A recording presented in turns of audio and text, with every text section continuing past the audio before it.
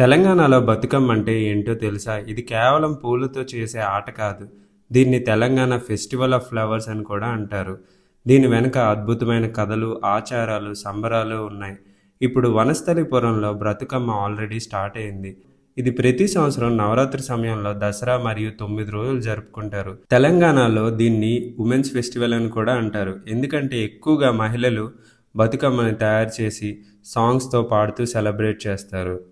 కొందరు మహిళలు ఆల్రెడీ ఈ బతుకమ్మ ప్రోగ్రామ్ చేస్తుంటే చూడముచ్చటగా ఉంది. మీరు కూడా ఒకసారి ఈ వీడియోని చూసి మీకు ఎలా అనిపించిందో కామెంట్లో మెన్షన్ చేయండి.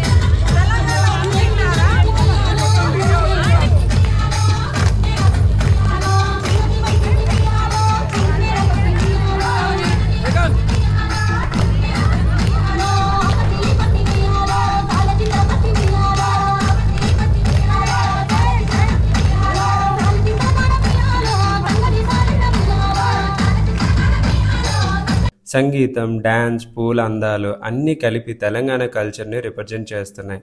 హైదరాబాద్లో ఇంకా ఏ బతుకమ్మ మండపాలు స్పెషల్గా ఉన్నాయో నేను ఎక్స్ప్లోర్ చేసి మీకు చూపిస్తా. సో ఛానల్ని సబ్స్క్రైబ్ చేసుకొని బెల్ ఐకాన్ ప్రెస్ చేయడం మాత్రం మర్చిపోవద్దు. వీడియోని లైక్ చేశారు కదా? తదుపరి వీడియోలో కలుద్దాం. హ్యాపీ బతుకమ్మ.